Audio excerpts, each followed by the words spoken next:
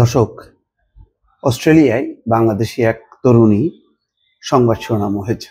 তবে তিনি ইতিবাচকভাবে হননি, তিনি নির্মম ঘটনার শিকার হয়েছেন। তার পরিবার ন্যায় বিচার পেয়েছেন, সত্য। কিন্তু আর্নিকা হায়াত নামের এই তরুণীটি চিরদিনের জন্য হারিয়ে গেছে। তাকে নির্মমভাবে হত্যা করেছে পাকিস্তান বংশোদ্ভূত এক অস্ট্রেলিয়ান যুবক। দর্শক, গা শিউরে ওঠার মতন সেই কাহিনী। অস্ট্রেলিয়ায় বাংলাদেশি বংশোদ্ভূত তরুণী হত্যায় স্বামীর 21 বছরের কারাদণ্ড। দর্শক, বুঝতে পারছেন কারাদণ্ডের এই ধরন দেখেই যে কি পরিমাণ নির্মমতা তার উপরে। যেহেতু অস্ট্রেলিয়াতে মৃত্যুদণ্ড বিধান নেই, সেই কারণেই হয়তো তার লম্বা সময়ের জন্য দণ্ড দিয়েছে। বৃহস্পতিবার এই সাজার রায় ঘোষণা করেন বিচারপতি ডেবোরা সুইনি। এ সময় আদালতে উপস্থিত ছিলেন আর্নিমার মা, বাবা সহ কমিউনিটির বেশ কয়েকজন সামাজিক সংগঠক। দর্শক, ছবিতে দেখা যাচ্ছে যে আর্নিমা হায়াত এবং স্বামী মেরাজ জাফর কি নির্মম। বাবা মার কথা না শুনে ভালোবেসে বিয়ে করেছিলেন এই মেরাজ জাফরকে, কিন্তু সেই ভালোবাসার নির্মম পরিণতি তাকে বহন করতে হয়েছে।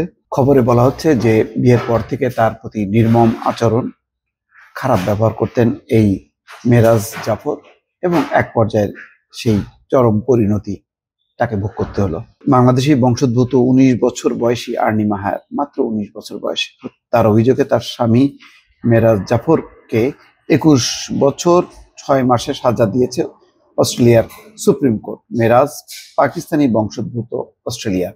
গত বৃহস্পতিবার এই সাজার রায় ঘোষণা করেন বিচারপতি ডেবোরা সুইনি। এই সময় আদালতে উপস্থিত ছিলেন আর্নিমার মা, বাবা সহ কমিউনিটির বেশ কয়েকজন সংগঠক।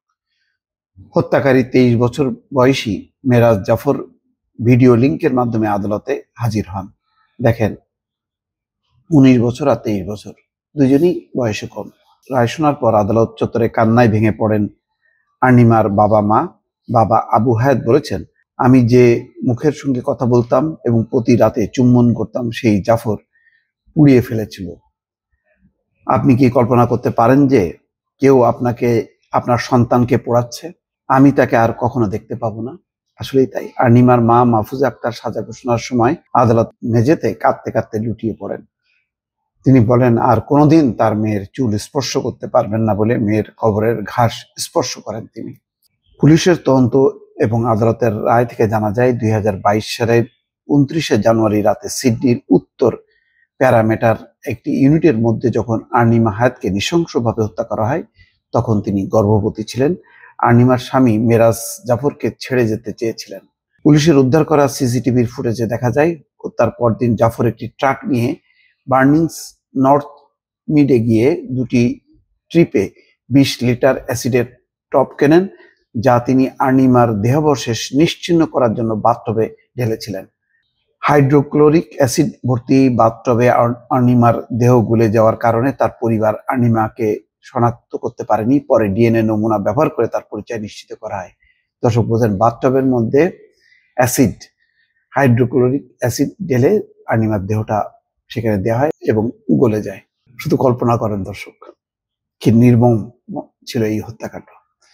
চিকিৎসা বিজ্ঞানে পড়াশোনা করা আর্নিমা পরিবারের অনুমতি ছাড়া 2021 সালের অক্টোবরে বিয়ে করেন জাফরকে। বিয়ের পর থেকেই জাফর অর্নিমার সঙ্গে সহিংস আচরণ শুরু করেন। বিচারপতি ডেবোরা সুইনি বিচারের রায় বলেছেন যে বাসায় আর্নিমা হায়াতের সব থেকে নিরাপদে থাকার অধিকার ছিল, সেখানেই তাকে হত্যা করা হয়। আকিদুল ইসলাম এই রিপোর্টটি করেছেন, অস্ট্রেলিয়া প্রবাসী লেখক এবং সাংবাদিক। দর্শক, ডেইলি স্টারে এই রিপোর্টটি প্রকাশ হয়েছে। দর্শক, খুবই দুর্ভাগ্যজনক, বাংলাদেশের একজন নারী বিদেশে গেছে, তার বাবা মাও সেখানকার, অথচ সুখে শান্তিতে থাকার কথা, কিন্তু দেখেন কি নির্মমতার শিকার হলো। এখন পাকিস্তানি বলে আমি দোষ দিব না, যে পাকিস্তানি সে মানুষ, কিন্তু এরকম তো বাংলাদেশিও আছে, তাই না, যারা এরকম নির্মমতার শিকার হয়। বাংলাদেশের বহু মানুষের এরকম দেহ টুকরো টুকরো করে কাটা হয়েছে।